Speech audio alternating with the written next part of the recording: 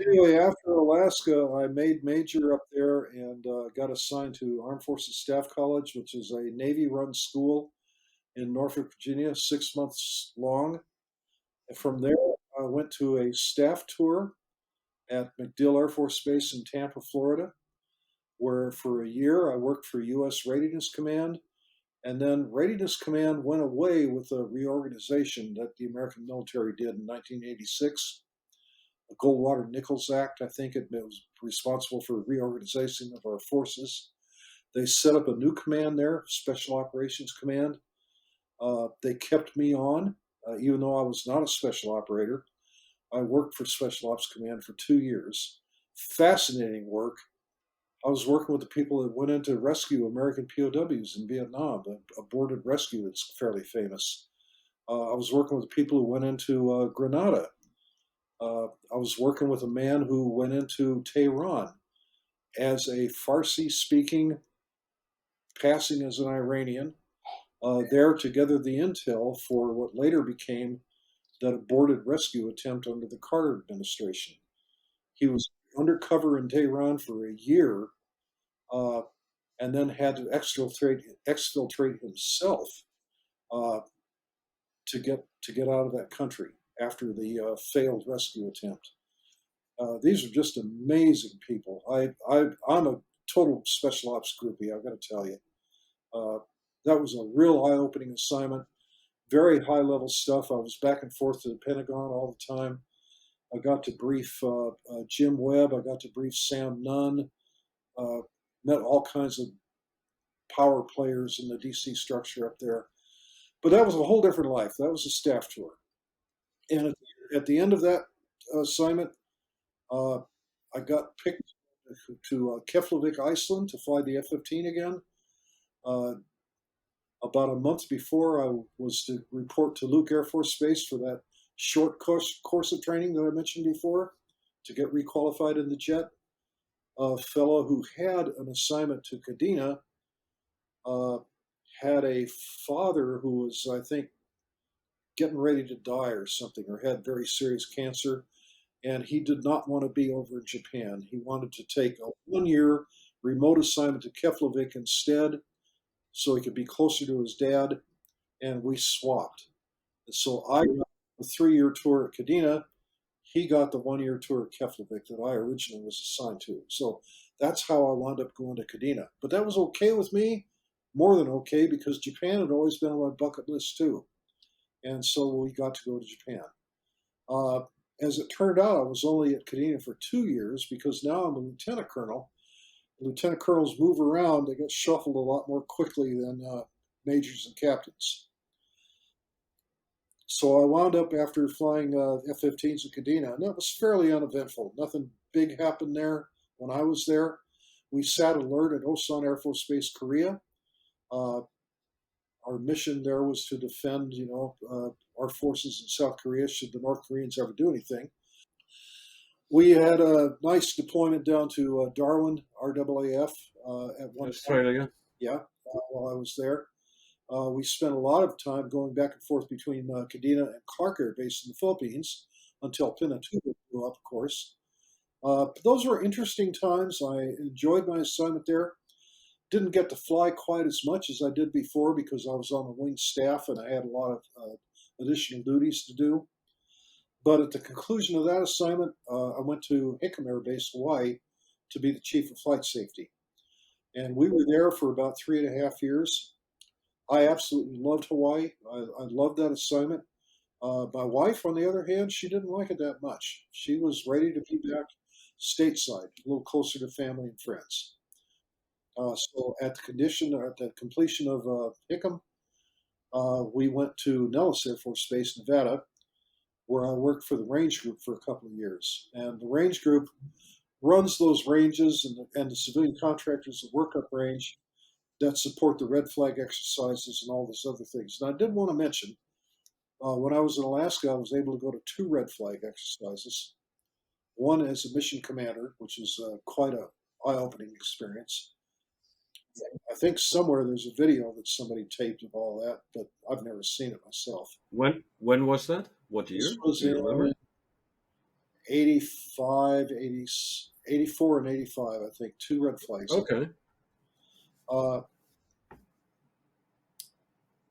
Now, just prior to retirement in 95 to 97, I'm working for the range group, which runs those ranges that they have the red flag exercises on. So I learned about that from the other side, the ground side. That was pretty interesting.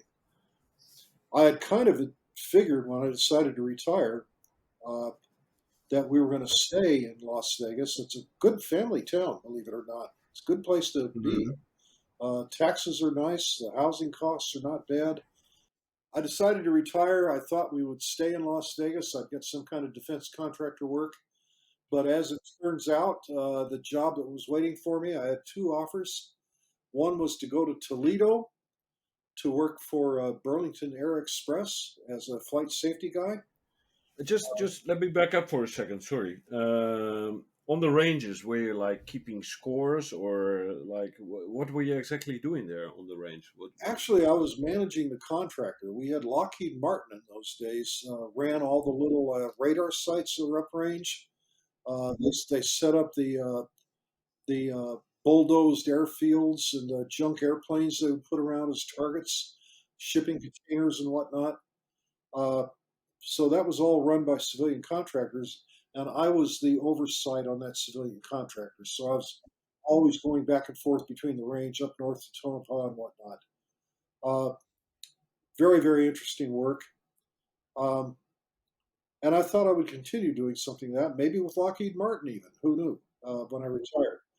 But as it turned out, Burlington Air Express wanted to interview me. They're headquartered in Toledo, Ohio at the time, and they were looking for a safety officer. And by then I had done a couple more mishap investigations. And when I was chief of flight safety at PACAF at Hickam, I had supervised about 12 more Class A investigations. Some of them pretty huge ones. So I had a lot of experience in the field. I had picked up a membership in Air Force Society of Flight Safety Investigators. Uh, I was burnishing up my professional credentials to do just that. But the Burlington Express job was in Toledo, Ohio, in the Rust Belt. I didn't have any confidence that Burlington was going to be around for very long, and I was right. About a year later, I think they're part of FedEx now, if there's anything that survived. Uh, but the other job offer was to teach cockpit resource management based out of Davis-Monthan Air Force Base down here in Tucson. And I decided that was the job to take for whatever reason, for good or bad. That's how I got here to Tucson in my retirement years. I was a CRM instructor for two different outfits for about 6 years, I think, traveling all over the western U.S. and back and forth to PACAF because I'd come from PACAF. I was obviously everybody's specific go-to guy. So I was a road warrior for a long time. And And then that CRM, is that like military CRM it's for it's it's like civilian airliner CRM. It's like crew right? resource management. It's using all available resources, having your wingman help you out instead of trying to do everything yourself. Training wingmen to speak up if they see something going wrong, bad decisions on lead's part. The military flying structure has the same problems the civilian airline structure has with respect for authority and whatnot. It can be very, very hard to speak up at a critical moment in flight. And as you know, accident after accident has been because nobody did speak up in time. Same thing with us. So we were teaching this flying safety methodology, uh, loved by some, hated by others. I was okay with it. I was around when the Air Force. I was one of the people that helped the Air Force get interested in CRM when I was chief of flight safety at PACAF. Uh, so so it was up my alley. I enjoyed the work. I think it did some good. But then I got a call from the outfit that was CAE at the time, Canadian Aerospace Company, that was running the ground training program for student A-10 pilots at Davis-Monthan Air Base, right here in Houston. Simulators and ground training. And they said, "How would you like to quit traveling all the time and be in charge of our ground training operation?" Uh, And I said, sure. So that's what I did. Actually, I wasn't in charge of ground training. I was in charge of the people that developed the lesson plans. I was the courseware manager. Did that for several years. That was interesting work as well. I thought productive and useful. It kind of got unpleasant and unfun after a few years. I was ready to get out of that business when the time came, and Why was that, Paul? we had switched primary contractors from first it was CAE, then it was BAE, then it was a little Beltway bandit outfit run by a husband and wife team back in Arlington, Virginia. They were more interested in selling product than they were in supporting the Air Force. And of course, I had conflicting impulses. One was to support my Air Force. That's where I came from, after all, and give them the best I could. The other was to support the company I worked for and make them money. Uh, I couldn't really reconcile the two, and so when the time came to pull the plug, I was happy to pull the plug. You want to be happy in your work, and I had always been happy in my work up to that point. So that was another life experience that I guess you got to have. VA hospital, you mentioned as well. You worked at a Yeah, I was hospital. working with disabled Right. disabled patients there. Got to know a lot of very interesting people. I'll tell you one of my favorite stories.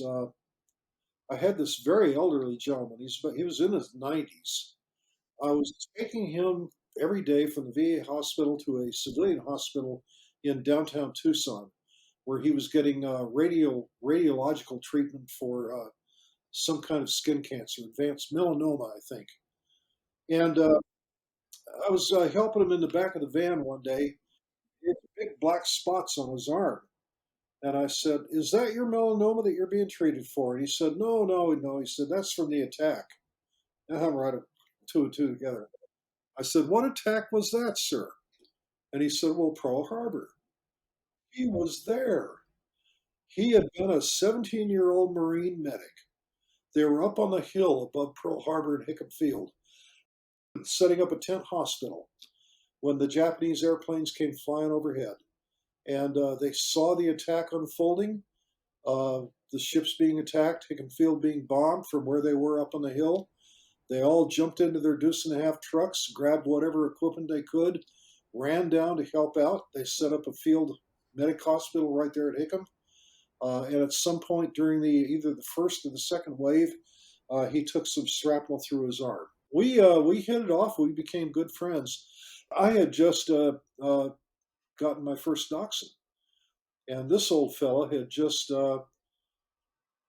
lost his last dachshund. He'd always been a dachshund guy. So we kind of bonded over dachshunds and talked about them back and forth in a wheelchair van every day. It was very, very sad to see him go. But I met so many interesting people like that with so many great stories to tell. And throughout my career, I've always been a great one for talking with older people and learning about their history. When I was in Okinawa, Japan, I was a member of a running club called the Hash House Harriers. And we would run every weekend when I wasn't on duty. And at one point, we decided we'd have a weekend away. There was a little island, a little 10-kilometer square island north of Okinawa called Yoron Island, Yoron. And it was a place that no one ever visits. I checked out an airplane from the Aero Club, and my wife and I flew up. We landed at this airfield, and we had filed the correct flight plan and everything. But we got there, and the Japanese airfield authorities didn't know we were coming. They were surprised. They called the only English speaking person they could think of on the island to come meet us and help explain what was going on. So this woman who was in her 70s at the time met us at the airplane. Her name was Kay Frazee. And I said, "That's an interesting, sounds like an American name." And she said, "Yeah." She said, "I married an American sailor after World War II. And we lived here on Huron Island, and we started up a hamburger stand. And he's long gone now, but I still run the hamburger stand, and I speak English because of that. So how can I help?" I said, "Well, we're here to set up a weekend for a running club. We want to find a nice hotel we can all stay at. We want to be able to rent some motor scooters, be shown around the island where we can figure out where there's good places to run and whatnot. And so she took us under her wing. At one point, we were up late at night talking, and I asked her, I said, "Do you remember anything from the war?" I said, "You must have been a young girl during World War II." And she said, "Yeah." She said, "I was 12 or 13 years old." And she said, "I remember the husband burnings." Yeah, this is the hair stand up in the back of your head yet? Mine is.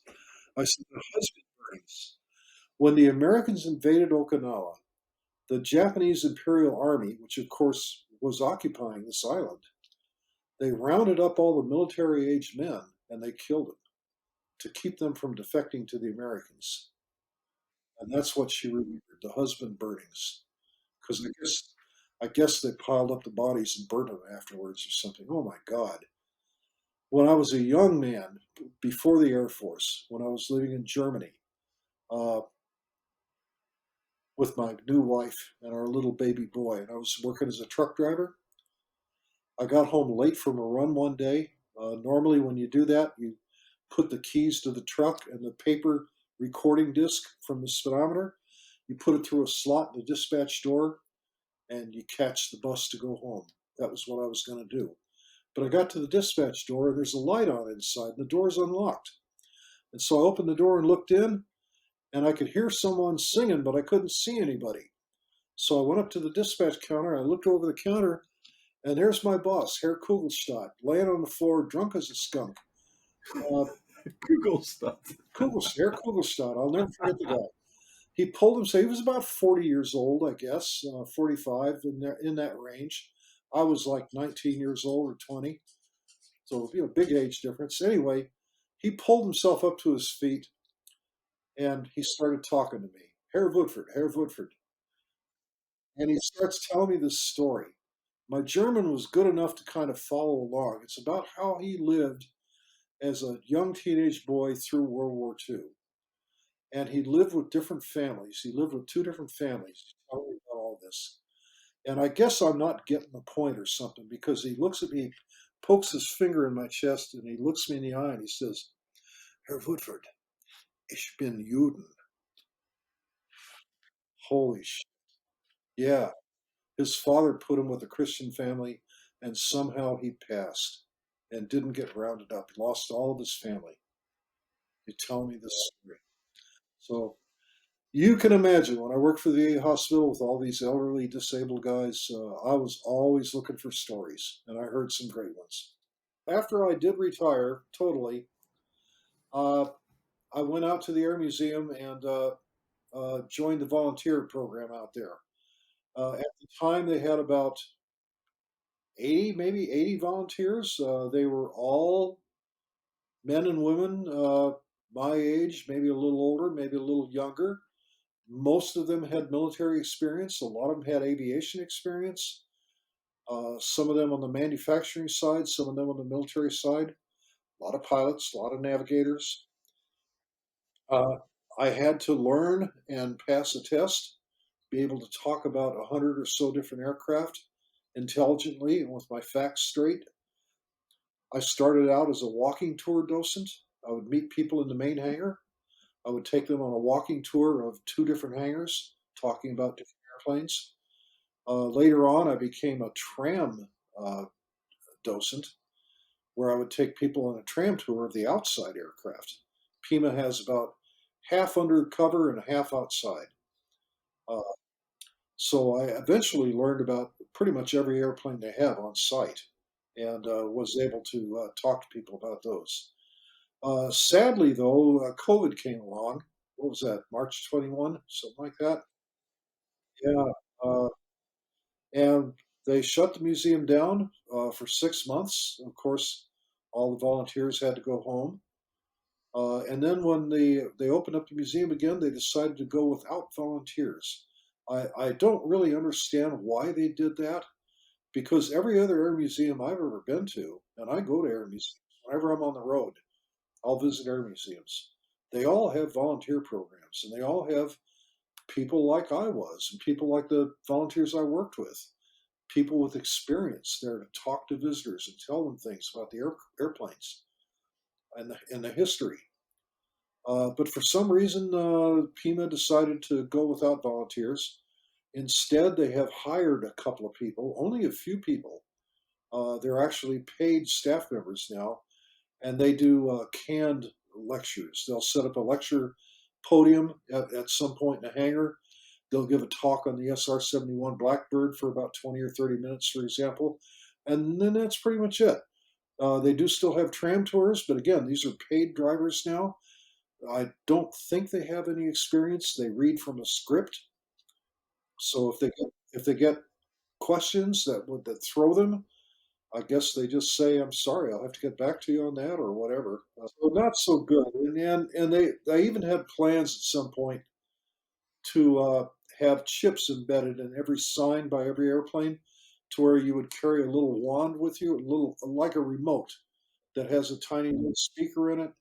And when it scanned the code on a sign, it would give you a little blurb over the speaker about whatever it is you're looking at. I don't know if they're ever going to do that or not. I go out once a year. In fact, I'm going out next month in October to see what's new, and I always do a photo blog afterwards. I know that we just put a four-engine amphibious airplane on display, I say we. I still think in terms of we. Uh, and in fact, it still is because having been a volunteer there for so long, I'm a lifetime member now. So I do get invited to staff functions and whatnot. So anyway, I'm going out to see this new display airplane. Uh, it's a Martin Mars, four-engine flying boat from World War II. They've got it on display now. I think it went on display about 3 days ago, so I'll be going out to see it in a week or two. I'll have photos of it up on my blog and whatever else they have new out there. Uh, but there's always something. So I stay in touch, and I would go back and volunteer again in a heartbeat. I loved it. In fact, there's a couple of automotive museums in town that I'm kind of tempted to see if they have volunteer programs. Because, I'm at loose ends. I read, I blog, I collect my wristwatches, but I would like to do something a little more active while I still can. Well, your blog's pretty good, and I'm going to leave a link in the comments Thank you. for people to click on it. It's Paul's thing, and I have a whole separate section of Paul's thing called the Air Minded Index, where it's a list of links to every article I've written about aviation, military and civil. Uh, Otherwise, my blog is a lot of personal stuff that may or may not be of interest to anyone. I review books that I read. I have a particular interest in banned books. I've written a lot about book banning and the books that people try to ban.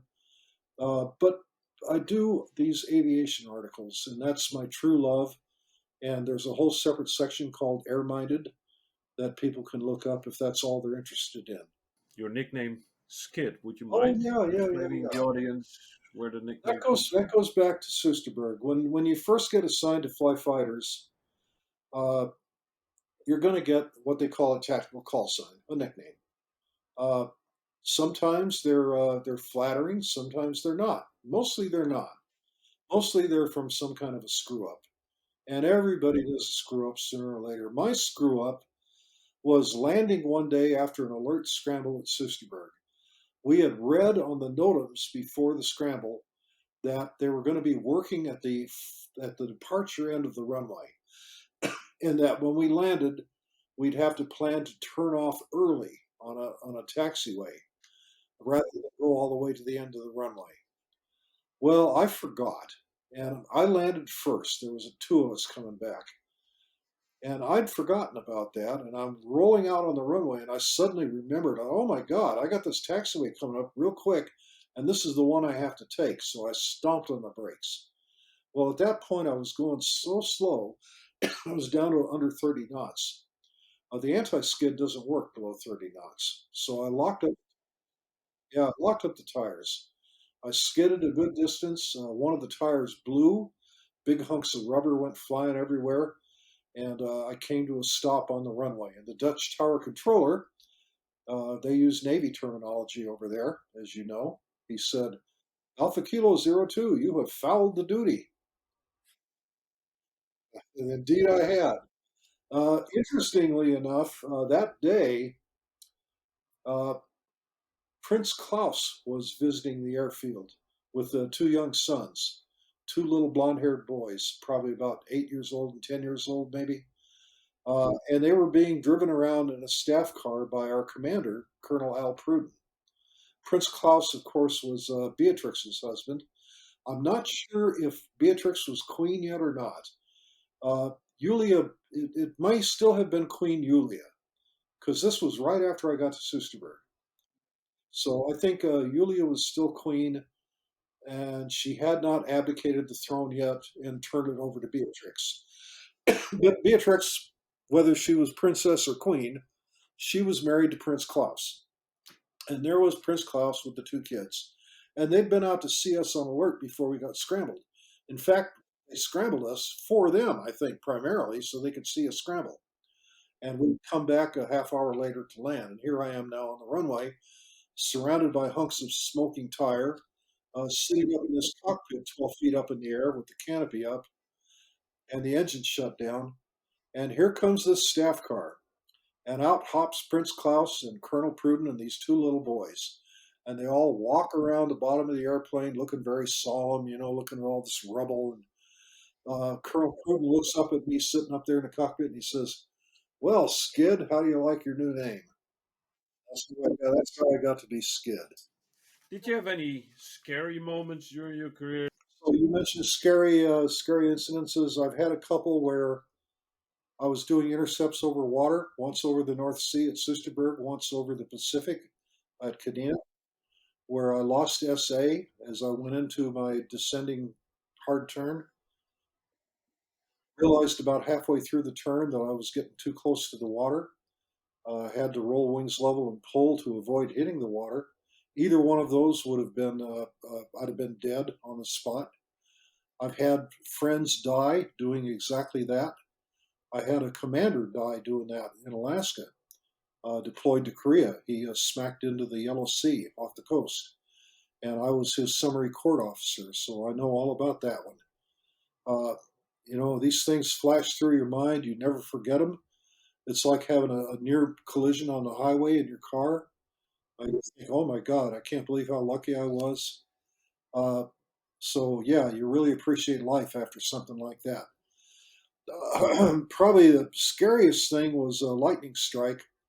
I was on Jeff Cliver's wing in really thick, nasty weather coming back to Sisterburg one day.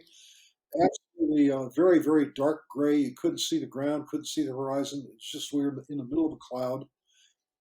I'm on Jeff Cliver's wing in fingertip, pretty close because as the weather's getting thicker, my ability to see Jeff's airplane is diminishing all the time. And now I'm focused on the wingtip light that I'm closest to. And that's about all of his airplane that I can actually see. And suddenly the world lights up and then it gets dark again. And then shortly after that, the weather starts to clear a little bit and I can see Jeff's airplane again. And I didn't have to go missed wingman, which I almost did. And we came back and we landed. And after landing, talking to Jeff, the lightning hit his airplane. He said it knocked his hand off the stick. Uh, and then looking at my airplane, you could see where it had arced from his wingtip, the very one that I had just been looking at, to my wingtip. So the lightning hit both of us at the same time. But it hit his airplane a microsecond before it hit mine. So that was kind of scary. I've had St. Elmo's fire late at night, flying solo up high at altitude, where these little blue filings. Well, you've flown. Have you ever had little blue filings all over the canopy? Oh, yeah. Beautiful, actually. Pretty spooky when you haven't seen it before, but once you realize what it is, it's no big deal. And I've had some engine failures, and I've had some hydraulic failures. I've had to take arrested landings with the tail hook and whatnot. But I have never crashed an airplane, thank God. Never had to bail out of one. Although I've certainly investigated lots and lots of crashed airplanes. Uh, and good friends of mine have been killed uh, and whatnot. So it's very somber when you think about it. Uh, yeah, I guess 4 or 5 squadron mates over the years have gone in. with their jets. Very, very sad in every case. Did you any G-log events or? Everybody, I think everybody has G-locked. I don't know that I ever have, but I know that I've tunneled out where your vision gets down and where you actually lose vision. But then it starts to come back with little sparkles and whatnot. I don't think I've ever done the chicken. I've never actually gone to sleep and done the chicken. Although again, I've known pilots who have. We've had to take a couple of people out of the F-15 in my day that did it, and were fortunately with other people in a flight of four when it happened, and didn't hit the water. How many hit the water? We'll never know. If they did it because they were G-locked, we'll never know, right? Pretty damn serious stuff. Here's a story for you, though. About halfway through my fighter pilot career, maybe sometime when I was at Elmendorf, the Air Force made the decision that every new fighter pilot would have to go to centrifuge training first. This was a big thing. I had never been to the centrifuge, and here I was already with over 1,000 hours in the F-15, and I'd never been to the centrifuge. And they said at first this would only be for people newly being assigned to fighters, F-16s or F-15s or whatever. But by the time I got to Kadena, they had expanded it to everybody. And old heads like me were supposed to have been rounded up and sent to the centrifuge too. But nobody ever brought it up. Now, I wasn't going to bring it up. And there I was flying happy at Kadena one day. Our director of operations got called to Hickam to headquarters. And they had a meeting for all the DOs in the Pacific. And they put up a slide of every airbase showing the delinquent pilots at every airbase that had never been to the sim. There were two names on the Kadena list: Lieutenant Colonel Paul Woodford, Lieutenant Colonel John Brennan. The very next day, John Brennan and I are on a C-21 flying up to Yokota. Yokota Airfield, we have a sharing agreement with the Japanese. The Japanese have a 9G centrifuge at the old Tachikawa Air Base. And we have a sharing agreement with them. So if you're in PACAF and you get assigned to the centrifuge, you go to Tachikawa and you take your training there. They had American instructors. They had the two of us, John and I, and a young man they'd flown down from Misawa Air Base, an F-16 pilot. He was probably a 22, 23-year-old kid. And John and I, we're both in our 40s. I think I was a couple years older than John, but we're both in our 40s. And John and I are looking at each other, wink, wink, nudge, nudge. There's no way we're going to pass out in front of this snot-nosed kid, because every session in the centrifuge is taped. And if you do black out and you wind up doing the chicken coming tube afterwards, everybody in the fighter community is going to see that video at one time or another. It's going to get shit. So, like, that ain't going to happen to us, right? We're two buddies. We're going to gut it out. Well, the kid went first, and he G-locked like a son of a bitch. He went out. It came to. So they basically sent him back to Misawa to undergo anaerobic training for a period of a month or so. Something like that, yeah. And then he's going to have to come back and do it again. But then it was my turn, and I made it. I managed all the way up to 9Gs, and you have a stick in there and a set of dummy throttles, and you have a little HUD, and you have to center a dot in the middle of the HUD. It's like you're trying to track a MiG-21 for a high G gunshot, high deflection gunshot, and so you have to work the stick just right to get that dot in the center, which proves that you're totally conscious and seeing when you're at 9Gs. I did it. God, it was the hardest physical thing I've ever done in my life. You feel like you've gone 3 rounds with Cassius Clay or Muhammad Ali afterwards. You're just beat to shit. And John did it, and he was beat to shit too, but we both did it. So we passed our centrifuge with flying colors. That night, we're back at our off-base hotel room, and we're going to go spend our TDY money by going down to the Ginza and having a beer or something, which is not cheap in Tokyo. But the bottom of his arms are purple, like a dead person where the blood pools. And yeah, and we looked at my arms, and I'm the same way. We pulled down our pants, and our butts and the back of our thighs were the same way. All those little capillaries had broken under the strain of those G's. And so we had what they call G measles, a bad case, both of us.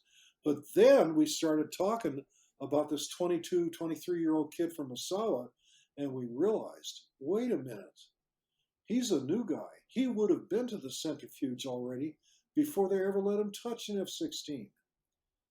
So he had obviously G-locked on a mission at Masawa and been sent to the centrifuge, and this was probably his last chance at flying fighters. So that kid probably had just washed out. And and here we were earlier in the day, we were chuckling about, getting one over on this young punk. We felt both really bad about that, but you got to get a guy like that out of the jet. It's just a matter of time because we had guys like that at Kadena that we sent to the centrifuge and that had already had centrifuge training that blacked out anyway, got caught doing it. They got to go. They got to go. You mentioned earlier one of the things you wanted to talk about to warn people, not warn people, but to just let them know, keep their eyes open. If you're going to have a military career flying fighters or any kind of an airplane, you're going to be out on the flight line for probably as much of the time as you are in a cockpit. And even when you're in a cockpit, you're going to be exposed to ultraviolet rays. Uh, Bob, you mentioned you've had skin cancers. Yeah, not a I bad have form, but yeah. mine have all been on my face, but it's just it comes with the job. It's going to happen. And fortunately, it's treatable. It's not a big deal. You're going to get a couple of scars here and there, but it's going to come later in life. It's going to catch up with you. You're going to retire with a hearing loss.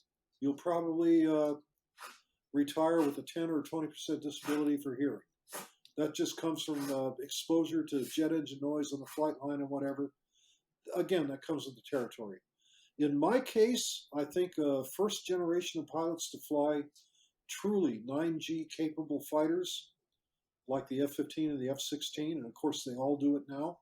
Before that, the limit was about 7.33 Gs, but with the F-15 and the F-16, that limit went up to 9 Gs.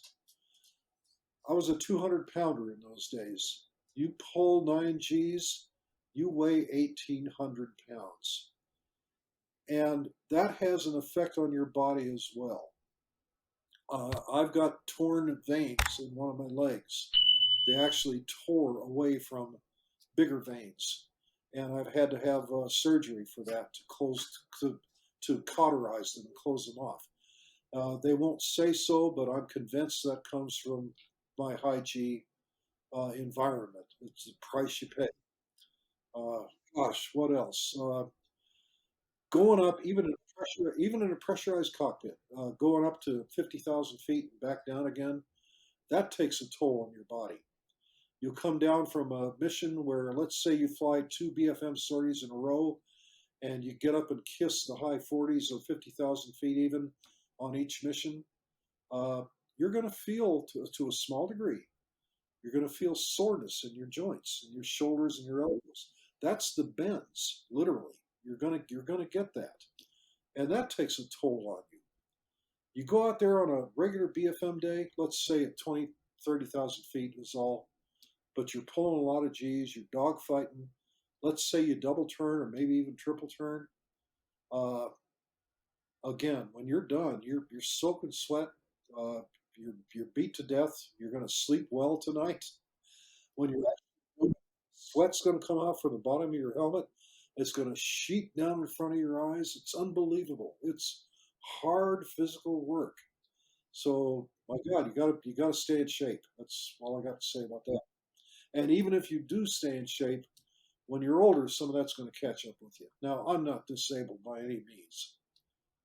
I can walk and talk, go out with my dogs, I can do things, and I'm very happy with my life. But but I do have the skin cancers. I do have the torn veins, uh, and people should know that's you're going to get into that to some degree. But then again, how many other careers are like that? You do anything physical, there's going to be some effect. Yeah.